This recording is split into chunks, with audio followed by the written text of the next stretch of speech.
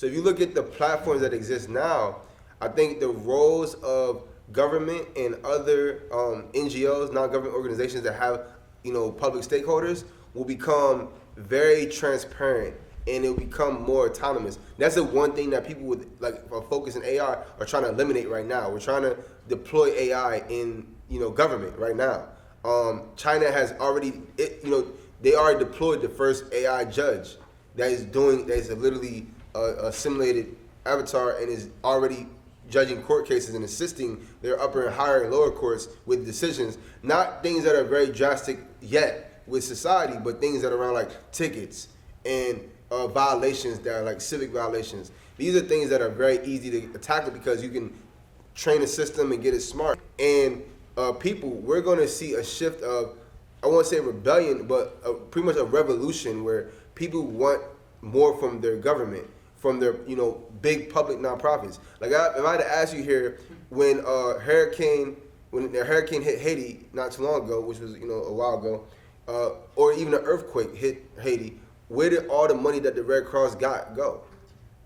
That's a very serious question. Where does our public tax dollars go? When the fires were happening again and PG&E had to shut down electricity and it impacted local businesses and people, where does our public dollar return go from there? Like a lot of the solutions that we would come up with locally for our big problems are not going to be the same or appropriate for the Bay Area.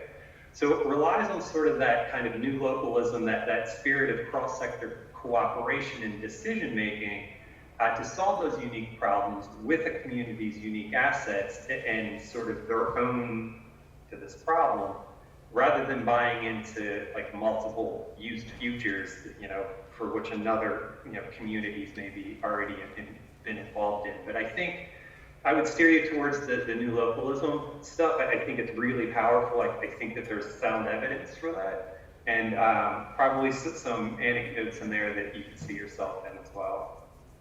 Great, thank you. This moment we're going through is going to be very rocky for realigning how we think about government. I mean, I'll be honest, I'm an old style 60s big government liberal, right? That doesn't work anymore. We got to figure out what the new version of that is. And I think that's part of what we're trying to do. I think localism is important.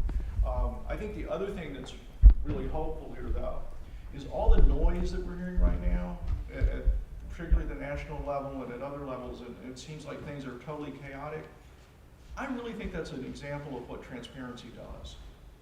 People who were getting away with things maybe for hundreds of years are finding it harder to do that because the technology is out there that's going to make it harder to hide those things. So it's going to be harder to hide corruption.